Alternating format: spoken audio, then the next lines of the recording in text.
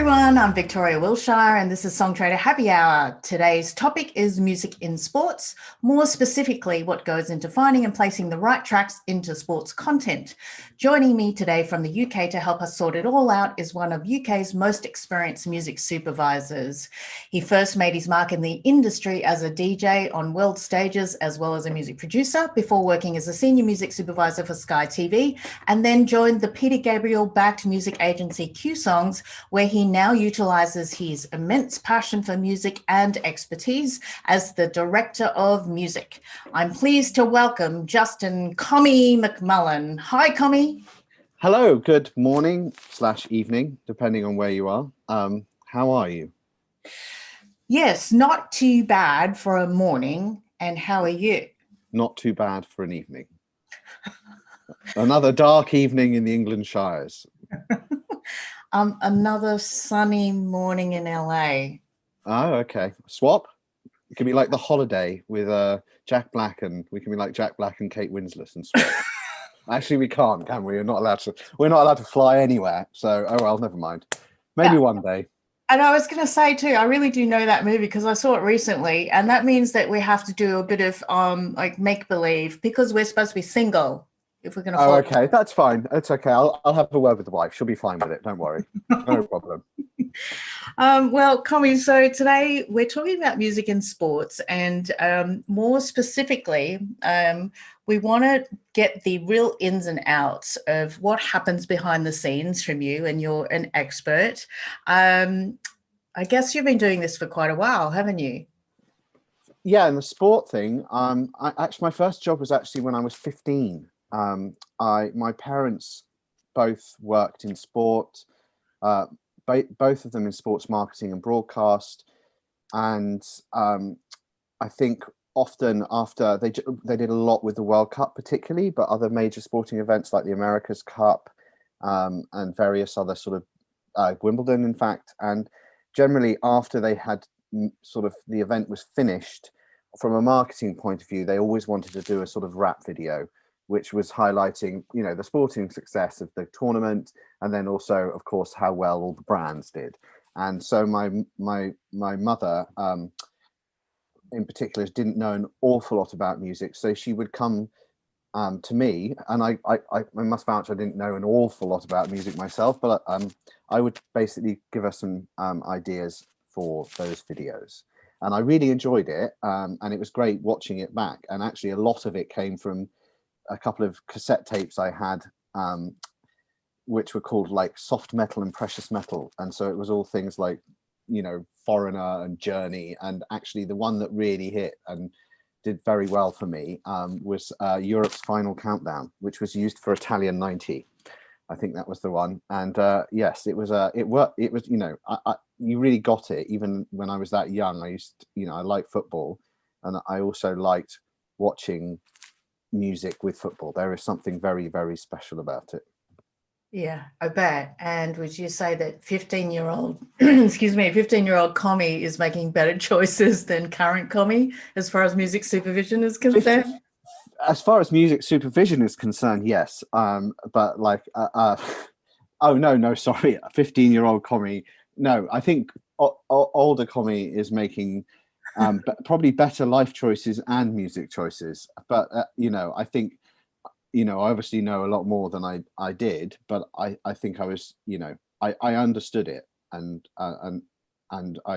you get it. I think there's just something when you watch music with sport, like I said, and they're both big emotional touch points, and put together they create something very powerful. Absolutely. And that was the correct answer, because I just heard a collective scream around the world of all your clients saying, what, 15-year-old Commie is better? Yes, no, I got that the wrong way around. It's been a long day. I'm sorry. Yeah, no apologies necessary there. Gosh. So tell me a little bit about your DJing days.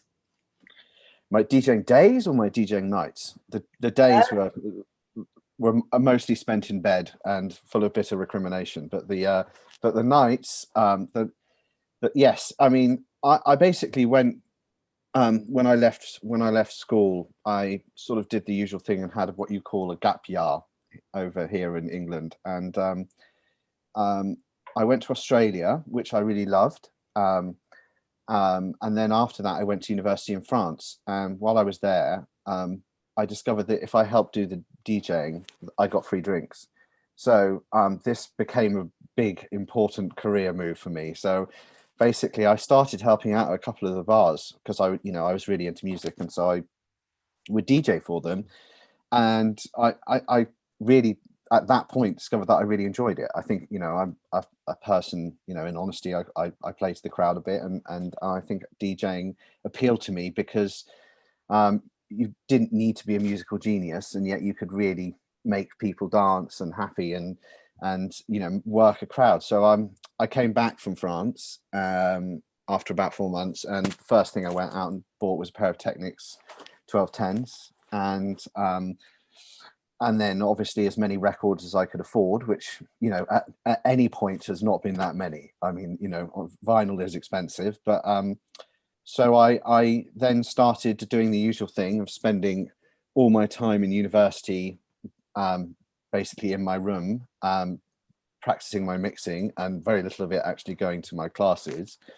And at the end of it, I think when I was sort of looking at like what am I going to do, I was at a music business course in London. I was out one night, and we went to a club in my local town, and a very famous DJ was playing in the club, and I just walked up to him at the end of the night and said, "That was great, can I have a job please?" And rather than saying security, he actually said, "Actually, my brother runs a DJ agency. Why don't you have a chat with him and see if he's got anything available?" So fortune favors the brave. So I got on the phone. I persuaded him that I had some sort of talent and was vaguely organized, and so they took me on. And as usual, is sort of making tea, running around doing this and that. But soon after that, I started going to their club nights, which they ran at a very famous club in London called the Cross. And they just said, "Look, do you want to do the warm up?" And I was like, "Yes, of course." And so I did it, and I did a good job. And so I then became the sort of resident DJ for the club, and the DJs there were, and the guy who sort of took me under his wing was a guy called Judge Jules, who was back in the sort of late 80s and through the 90s, was one of the biggest DJs probably in the world. Certainly in England, he had a Radio 1 show. We also had Norman Jay, who was, arguably the godfather of black music in the UK. Sonique, who went on to become a global megastar, and I was sort of playing with all those DJs. And then I got a couple of my guys who I went to music uni went in to sort of help do various other bits and bobs in the company. And one of them, Rick, started Sirius Records, which obviously had that huge hit with "It Feels So Good" by Sonique, which changed a lot for us. And then my other pal, Chris, we started sort of doing remixing and producing, and he built a studio for us. And so we started remixing, producing, and we just did a couple that hit, and suddenly Pete Tong and Jules and everyone was playing our records. So from just playing at the Cross, we were suddenly then invited to go and play at the big clubs like Cream and God's Kitchen and abroad. And it was a crazy few years, a time, and people talk about various sort of heydays for dance music, so sort of the 80s with the big raves, and then in the 90s, I think at the end of the 90s, you had the birth of the super club. So, Cream was one of them, Gatecrasher, God's Kitchen. And I'm sure, I remember in New York, I went to go over and play in New York at the Tunnel Club. And there was a club called Twilo where Sasha and John Digweed used to play. And it was a really, really great time. Electronic music was at a peak, and clubs were just full, and it was, these things tend to go in cycles, and people were saying it was like the 60s, it was the love generation, ecstasy, it was interesting, and it was a great time to be doing that. But as we probably lead into the next thing, nothing lasts forever. It's so true. But Yeah. an amazing music education, it sounds like that you had. Yeah. And I really want to get into your time at Sky TV because that's when your work with sports really started. Hmm. But you promised me a juicy story from your DJing days. Oh my God. So I think, I mean, part of it was obviously the hospitality was always fantastic. I mean, there's some I couldn't repeat, but I remember one night I went to play at the Arches in Glasgow, and they have it up there. I mean, they really have it. And I remember when I walked in, I was the first DJ in one room, and they literally opened the doors, and people just ran at the front of the stage screaming, and then just started shouting and going, here we fucking go, like that from the start. And I was just literally like, having come from London where it's quite cool and like everyone's, this was just like chaos. So anyway, I was with a friend of mine, a DJ called Anne Savage, who was a feisty young lady from Leeds. And they just gave us a tray of Jack Daniels with a big bottle of Jack Daniels and all sorts of other things. And basically, once we finished, we just went for it. And it gets hazy after that. Basically, I was found in a building site somewhere some hours later, and basically Anne was sent home in disgrace for putting Jules's trousers down in the middle of his set. And then there were the music press the next day in Scotland basically had coined the phrase utterly commied, and actually it ended up sort of it was a great night. It was a great night. But yeah, there were a lot of those, and you pay for it, and it's easy when you can get home fairly quickly. But when you're in a hotel room in Bucharest or something and you've got 2 days there, the hangovers can be biblical. Oh, look, I think we've got the luckiest jobs in the world being able to work with music. So, Yeah. hey, it's a lot of fun. Yeah. The parts that you can remember anyway. Mm-hmm. So then how about when you moved into Sky TV, how did that happen? And then how did you start working to place music into sports? After the millennium, suddenly there was this explosion in indie music. So there was Coldplay, there were Doves, Elbow, a lot of big indie bands, The Killers, Franz Ferdinand, and dance music just slightly, to be honest, went off a cliff. And if you're working in it, if you weren't a big DJ, suddenly a lot of DJs were struggling. And, I got to that point in my 20s where I had to have, I guess, a more serious vocation. It's either you've got to be doing so well that you're confident that you've got enough money in the bank to do it, or you have to take something up that is more of a day job. And it's actually transitioning from that world is quite hard. And you can go through a period of just basically going, what on earth am I going to do? So in one of my bleak holes I was in, and it was quite tough, I thought, I've got to get a day job. What did I enjoy doing? And I went, I remember doing those montages for my mum. So I did exactly the same thing again. I just got on the phone, phoned up Sky switchboard, then said, can I speak to the music department, please? Got put through to the music department, please. And I said, look, hi, I'm a DJ. I know a lot about music. I love sport. I've done this a bit. Can I have a job? And again, and the guy said, as it would happen, we've got someone going on maternity leave. Would you like to come in for an interview? And so, a few days later, in I went. I had to take a test to show that I knew what I was talking about musically, if nothing else. And then just after Christmas, I was sat there in the music library at Sky, filing CDs, and they had a massive wall of them at the time. It was still all CD. There weren't, it wasn't all digital. Oh, amazing. So what are some of the main types of placements in sports? Is it mainly for ads or trailers, or you tell me? For broadcast, certainly at Sky, there was a lot, because you have all the different sports, you have all the different types of programming. Generally, the effort goes into the matches. If that's where a lot of the effort goes into the matches, or the promos for the matches, or the big cut this summer, the big season launches. That was, I mean, the season launches for Premier League were always the biggest. Was the biggest musical ticket to win. So you would spend a lot of your time and effort. The producers would come in on a Monday and Tuesday and say, right, this is the sort of editorial story. Can you come up with some suggestions? Or they would know what they want. And then you had a separate promos department who are thinking a month ahead, saying, right, this is what's coming up.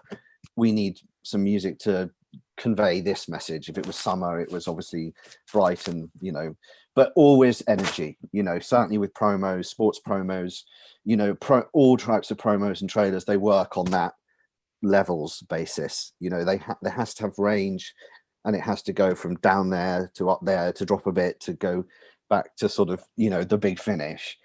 And musically, it could be anything. I mean, some producers had their favorites. When I went into Sky, it was definitely governed by the more traditional rock sound. When we left, I think we made some great progress. And I remember the last title sequence I cut for Premier League was Tiny Temper. And I think that was it was the first time they'd used a hip hop track on a and at Sky this year, the Premier League, I think, is Celeste. I don't know if you know her, but she's a great black artist in the UK with incredible hair and an incredible voice. But it changes. But in terms of what people want, I think there are always overriding genres that are stronger. Rock and electronic music, but it really can be anything. And sometimes something very slow and beautiful could work.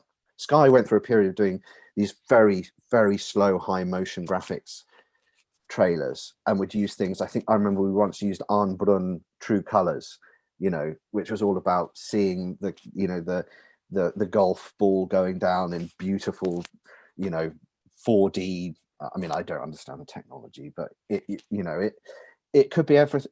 Absolutely anything and everything, but generally there were certain types of music that were more dominant than amazing others. And speaking of hair, and I'm just going to take this moment to did that fly away go I need to put my glasses on again. We're going full. So you look stunning. Fine.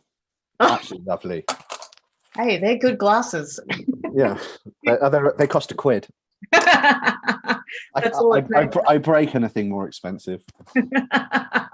Fantastic. So where would you be sourcing the music from? Because I'm assuming that you would have more kind of instrumental type tracks that you would use more commonly, maybe production style, and then you would have some bigger pieces that would need maybe something a little bit more kind of artist driven. Is that correct? Yeah, I mean, the music was a gigantic vault of CDs. In terms of instrumentals, they were always important. I think sports producers are less driven by having, the next big thing or being particularly, I guess, sort of clever or artistic. I think they want something that editorially sticks strongly. The labels would obviously, would be in every week. I remember we had a little studio hall, and we had Biffy Clyro come in and do an acoustic set, and I remember Muse's manager coming in with 4 iPods to play us Uprising, because we were looking for a new Premier League titles, and he came in and said, no one in the world has heard this. Here are 4, and they were iPods. I think that they were minis, actually. The mini had just come out. And he said, here's 4 iPod minutes. He played them to us, and then he went again. I said, so, there was a lot of pitching. And I think part of my relationships, and how my relationships have lasted so long is I was super proactive. I think with Sky, you had a sort of, the older producers stuck to what they know a little bit, and it was on us to try and say, look, come on guys, let's try and use these bands, because ultimately, if you're proactive and you promote and work within a band's promotional cycle, they're very grateful for it, and you will get things that normally they wouldn't. I mean, I remember we were offered, you know, an exclusive from Coldplay's album before radio had it, and you know, like I said, the Muse thing, and lots of other bands would sort of, I think sport for them was a really important area. I think not just because of the demographic it spoke to, especially if you're a sort of indie band, but I think they it was just something that wasn't controversial. You weren't associating yourself with a brand, you know, you weren't putting yourself behind a product. And I think, you know, interestingly, we've done a few interviews with our own artists on Cuesongs, and the amount of times when you say, what is your dream sync, they say EA FIFA, time and time again. And I think that's because it's video games and sport, but there is definitely, it opens more doors with artists than any other product I've worked on. And obviously, you know, we've recently just started working with the Premier League, and again, the artists you can suddenly have available to you it's quite impressive. I think, you know, it is something that artists are more than anything else willing to do, without any question. You know, there's not like, I need this much money, you know, what are you going to use it, how are you going to use it? This just got like, right, it's the Arsenal game, brilliant, do it, you know, and that's it.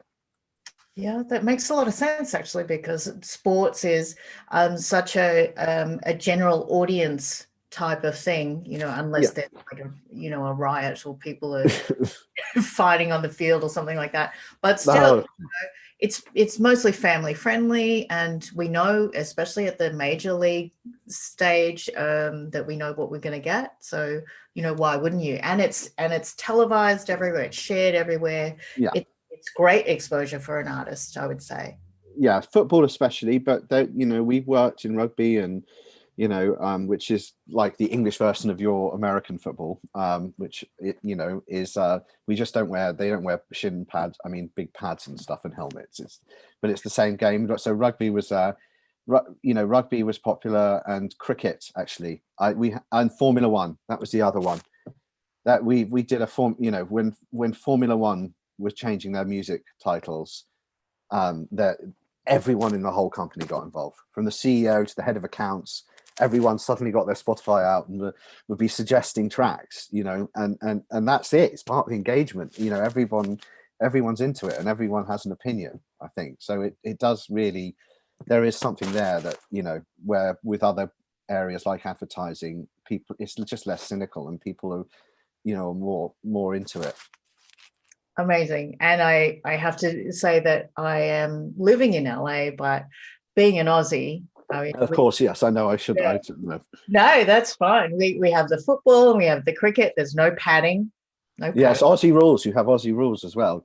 I still don't quite understand that, but there's a lot of fights, I'm sure. I think that's one thing. Yes. Yeah, especially in the 70s. You have like ice hockey. Yeah, you have to be really tough and wear really tight shorts. But anyway, let's move on to Cuesongs. I'm glad that you brought that up. How did that whole thing happen? And did you actually meet Peter Gabriel? So I weirdly, no. He was actually on a very long sabbatical when I joined. And the reason I joined is I'd been at Sky for nearly 10 years then.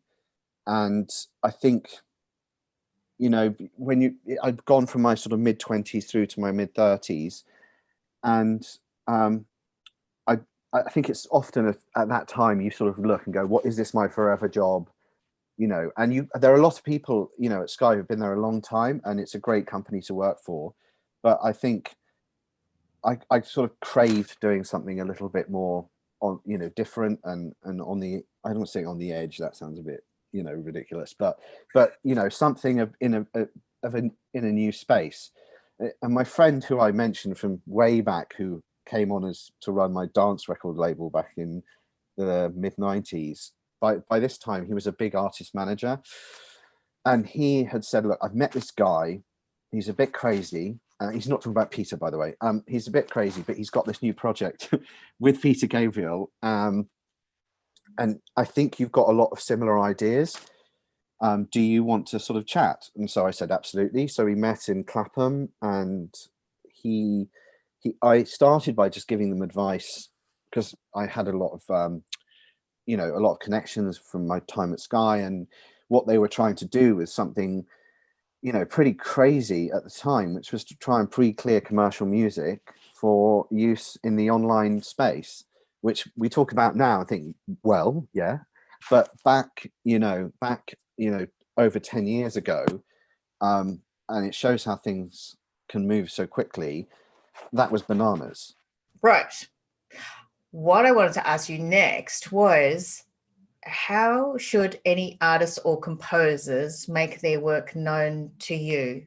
Through you or Cuesongs, or because I'm sure that they would be asking this question a lot, and we get asked this question a lot on the show.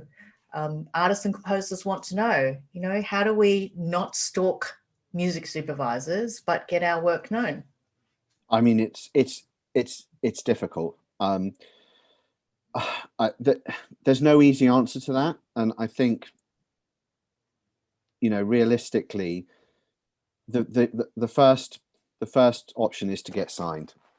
I think the difficulty is, and I know this from my time at Sky, you're inundated. I mean, I cannot tell you the level of music that you get sent, and it's simply not cost effective to have that many staff that they can actually go through the amount of music that you get.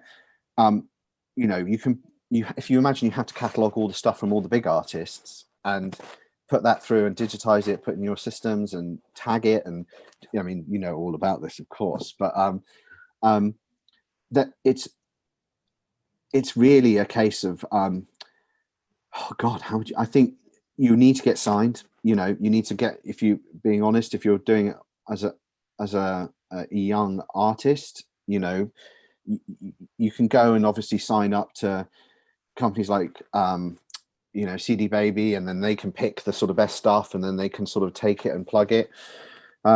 If you're a composer, a lot of the broadcasters are now creating their own music libraries. So if you're more of a composer, I guess you can approach them and then pitch yourself to work. The terms aren't often great, but it's a way to certainly get in and get your music. If you're looking to just go, I got my music on the football, then that's, I think that as a composer, that's the best way to do it. And the other thing is, I guess, make friends, go on LinkedIn and try and make friends with people who are producers on football shows, and I know of a few artists actually, and I won't name them because they'd kill me, but I know of a few artists who have kind of gone down that route. It can be done. I mean, there's some great stories. I remember, just quickly going back to Sky, and it obviously globally this won't necessarily mean much, but in England the darts is big, and actually there's a famous piece of music called Chase the Sun by Planet Funk, which has become synonymous with darts, and it was a great dance record, but I imagine that the artist literally, a lot of his money comes from that. And I was in the office when the guy Jody came down and just goes, yeah, I need something to play just in and out of break, to go, to when we're showing the darts, and basically all the drunk dart supporters are just waving their arms around, and have you got some stuff? And he just went in, moseyed around, we gave him some CDs, and then he went off and he picked this track, Chase the Sun. Now it is completely synonymous with the darts, and there was no big master plan. There was no we've got to do this. It was literally just him wandering down in a quite utilitarian way, just having to find something to play in and out of break. And now it's just, the moment you say darts, everyone goes da da da da da da da da da da da da da, and that's the story behind it. No grand plan by Commie, it needs to be this and it needs to be this. It was literally like, here's a pile of CDs, here's a few ideas, whatever. Oh yeah, that'll do. And then suddenly an artist's life has changed. Yeah. And with those arm movements, is that? Yeah, always that. Da, da, da, da, da. I mean, yeah, it was sad because darts is such a Christmas thing, and obviously they had it, but it's just not the same without, 500 drunk screaming people behind it. The atmosphere goes. It's I mean, do you have? Yeah, I mean, does darts feature in America? I mean, I don't know, a little bit. Hey, well, it's only a small journey from dance to darts. So makes Okay, yeah. it. So, speaking of bat belts before, what do you think a music supervisor should have in their bat belt or their tool belt? Don't overcomplicate it. It's actually, it's a good area to supervise in because, I've got friends who do, are more specialist in film and TV, and advertising in particular is, there's a lot of thinking about it and lots of like, we can't do what everyone else has done. We've got to really think outside the box. You think very much generally with sport, you think in the box.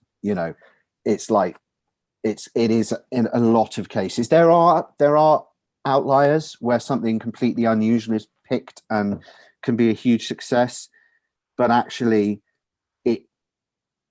it just has to bang. It's just got to, with sport, it's got to be like I said, with a lot of it, it's got to have range. It's in terms of supervision, I'm not setting myself up as some kind of genius here by saying, well, it's the easiest one, so that's why I did it. But because you've got to love sport, and I think you've got to understand what makes it work. And I remember when I found a track by a band who were unknown at the time called the Temper Trap, and it was a song called Sweet Disposition. And this was on an Aussie. They're an Aussie band, and I found them on this track on an Aussie blog, and I was like, "Good God, this track's really amazing!" And I literally sort of burned a crappy MP3 of it, like illegally downloaded on a blog this MP3, and then took it to the sort of heads of production at Sky, and I said, "That's the best sports track I've heard in 10 years." My God, that just does everything. And I think if I was probably earlier in my career, they would have gone, "I don't care. Okay, whatever. Take that out. Let's get one of the classics out." But actually, that year, there was a pretty cool producer called Sparky who was I really liked, and he said, "You know what? Let's do it." So we ran that track as the end of season montage for the Premier League, and then the guy who made the promo for the next season just said, "What was that track you used? Can we use it?" And it was that year they were using Jose Mourinho, who is a famous manager famous for good football management and arrogance, his two sort of specialities. But he did the campaign, and it was ignored by radio, completely ignored by radio. And they released it. It had been signed by that time by a small independent label, and basically we ran it at half time in the World Cup qualifiers, England Croatia, where I can't remember. I don't think it was the one we lost. I think it was the one we won. And we ran a 1 minute long version of it. It went up basically about 20 places in the charts, and then Radio 1, I remember they just sort of gave in and started playing it, and then it ended up being a huge hit. And I think in America they had, if you remember, the 500 Days of Summer, the film, they used it in that. But over here, it really was a track associated with football. And we got a case of champagne from the band at the end of the year, just saying thank you very much. And then after that, you would just have all these label bosses coming and going, "We want that Temper Trap thing. Here's this new band. We want what happened to Temper Trap." And it was difficult because it was like that track was special, and but it changed the way that again, and although sport and music were strong together, I think it upped it again to the point where labels suddenly were like, radios, and it was a little bit before streaming was really taking off, and there was just that area that I think particularly sport and the power of the Premier League at the time, I think it was just became a real avenue for artists to promote their music, but it was never be super clever, be super complicated. If you're a supervisor, it's like get something that gets you, here. I remember Ice Cube once said it was, without music, it's just a game. Music brings the emotion. Yeah. Well, I've known a few people who get very emotional over games, even without the music. Yes, so. yes, that's true. Yeah, I know, but it's a good quote. Let Ice Cube have it. Yeah, fair enough. Okay, he can have that. You've called yourself a music concierge. What does that mean? Like, you're not going to book my hotel for me? No. It was actually, to be fair, I didn't call myself that. I think we used the term in the early days of Cuesongs, and I guess it was more of an internal term that my boss really liked, because he said it. So a concierge is basically someone you come to when you're in a hotel and says, what can I do? What should I do? Can you help with this? Can you help with that? And I remember a very good supervisor friend of mine, when he was talking about music supervisors and music supervision companies, says it's really simple, Commie. With music, your clients, they just want you to take the pain away, and they just want answers. They just want, it is music licensing is such a complicated space, and the creative bit's nice, but then you get into it is a nice creative bit, and that can be painful, but then you get into the licensing, and then it's just like a whole new world of pain. And I think that the concierge idea was like that guy, the fixer. You couldn't say music fixer, it sounded a bit sort of too much. So a concierge was just a more like classy way, we're premium, we have concierges, it was, it is a bit wanky, but I think the idea was to, you kind of come up with little brand ideas, oh, we're not like them, we're not supervisors, we're concierges, I don't know, nothing more than that. I think we also had a deal with Soho House at the time, so it sounded like they're all sort of posh, and they probably got concierges, but that's I don't know. But it was, yes, I think that was it. I literally nothing more than a kind of term that, but it is that idea of like someone coming to you going, what do I do here? How do I deal with this? Because it is just a dark black hole of confusion, aside from the lovely creative about how you work with music, things like licensing rights and publishing percentages and union fees, and and it's just like, let the concierge do the heavy lifting for you, I suppose. I like it a lot. So, do you? Okay, well, it's all yours, take it. Oh, okay, not for myself, but no, I get it, but yes, absolutely, if you want to use it in any sort of commercial manner, that's fine.